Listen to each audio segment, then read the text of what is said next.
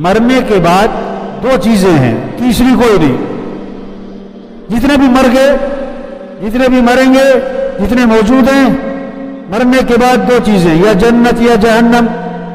فریق فی الجنت و فریق فی السعیر، ایک گروہ جنت میں، ایک گروہ جہنم میں، تیسری کوئی جگہ نہیں. جنت کیا ہے؟ اللہ کا مہمان خانہ ہے. اور جہنم کیا ہے؟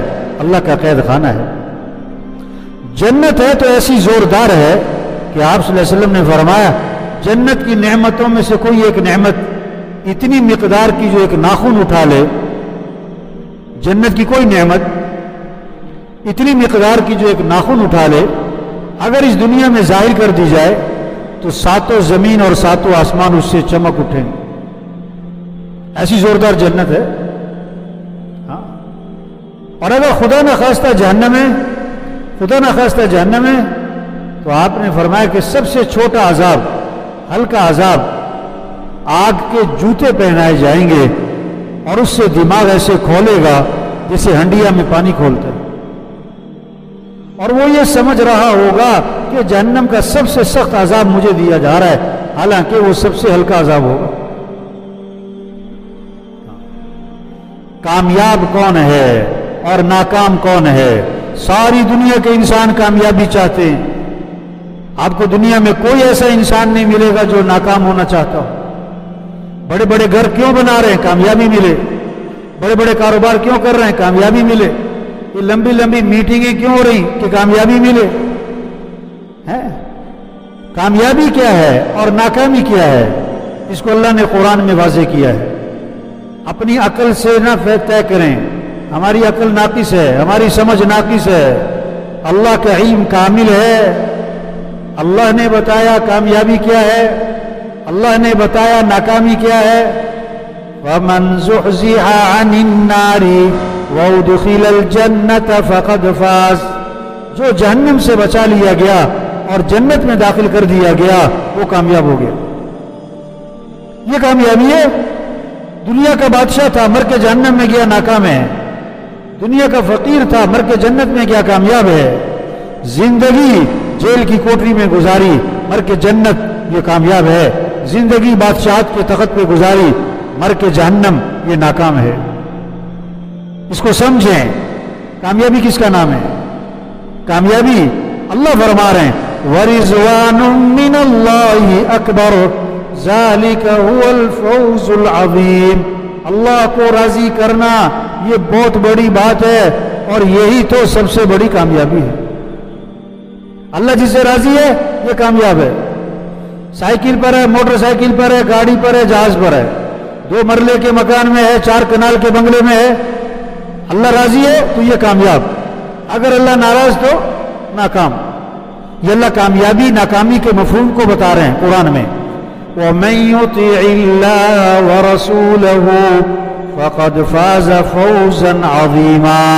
جو اللہ کی مانے گا، جو اللہ کے رسول صلی اللہ علیہ وسلم کی مان کے چلے گا، اللہ فرما رہے ہیں اس کو سب سے بڑی کامیابی مل گئی. جو اللہ رسول کی مان کے چل رہا ہے یہ کامیاب ہے. جو اللہ رسول کی مان کے نہیں چل رہا یہ ناکام ہے. اب ساری دنیا کے انسان کامیاب ہو جائیں اور ساری دنیا کے انسان ناکامی سے بچ جائیں، اس لیے اللہ نے انبیاء علیہ السلام کو بھیجا. انبیاء علیہ السلام تو دنیا میں تشریف لائے انسانوں پر محنت کرنے کے لیے، انسانوں کو کامیابی کا راستہ دکھانے کے لیے، انسانوں کو ناکامی سے بچانے کے لیے. صرف برکت کے لیے نہیں آئے تھے، صرف ثواب کے لیے نہیں آئے تھے، سارے انسانوں کو ناکامی سے بچانے کے لیے، سارے انسانوں کو کامیابی کی طرف لے جانے کے لیے، ساری دنیا کے سارے انسانوں کے مسائل کے حل کے لیے انبیاء علیہ السلام دنیا میں تشریف لائے.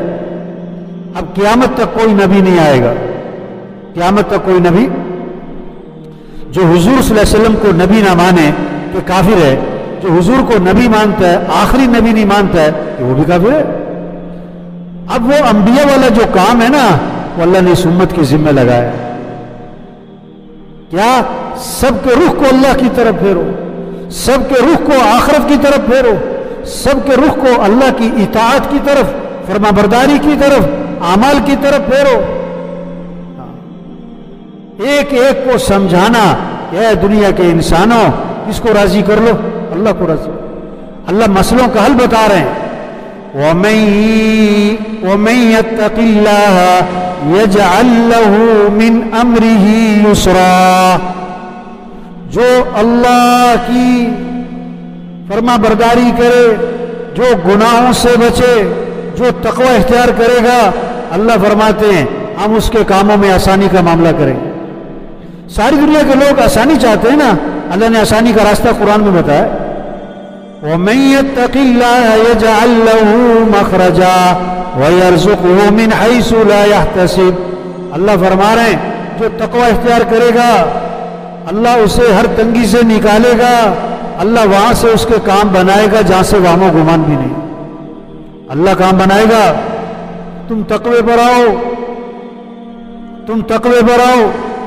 من عمل صالحا من ذکر او انثى وهو مؤمن فلنحيينه حیاتا طیبا.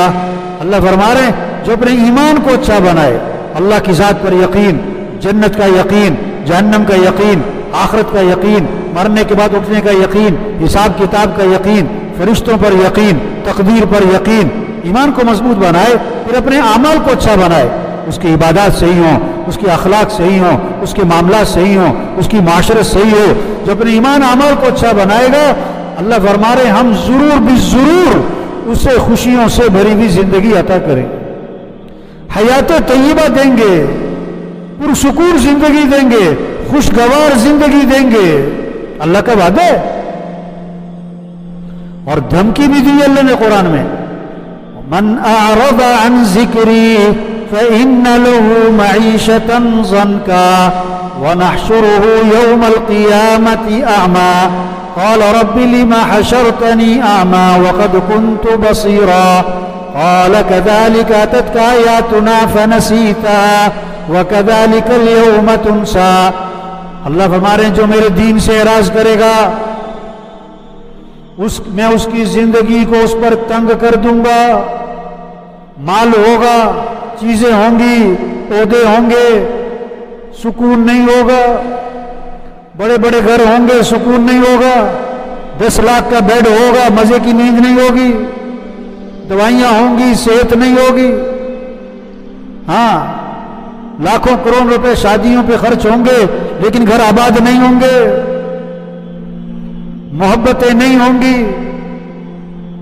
یہ اللہ نے دھمکی دی ہے جب میرے دین سے اعراض کرو گے. جب نمازوں میں غفلت، رمضان ہے روزوں میں غفلت، قرآن سے غفلت، اللہ سے غفلت، دین سے غفلت، تو کیا ہوگا پھر؟ کہ اللہ فرماتا ہے میں زندگی کو تنگ کر دوں گا. یہ تو دنیا میں پریشانیاں، بے چینیاں، مسائل، گھر گھر مسائلستان بنے گا، گھر گھر مسائلستان بنے گا. میاں بیوی میں نفرت ہے، بھائی بھائی میں جھگڑے. ہاں، اور پھر کیا ہوگا؟ قیامت کے دن اس کو اندھا کر کے اٹھاؤں گا. وہ کہے گا کہ اللہ میں تو آنکھوں والا تھا، مجھے اندھا کیوں کر دیا؟ اللہ فرمائیں گے تجھے میری باتیں سنائی جاتی تھی، میری آیات سنائی جاتی تھی، تو سنتا نہیں تھا، آج میں تیری نہیں سنتا. تو بھائی یہ بات سب کو سمجھانا کہ اے دنیا کے انسانوں کیا اللہ کو راضی کر لو، اللہ کو ساتھ لے لو، پھر اللہ ہماری دنیا بنائے گا، اللہ ہماری آخرت بنائے گا.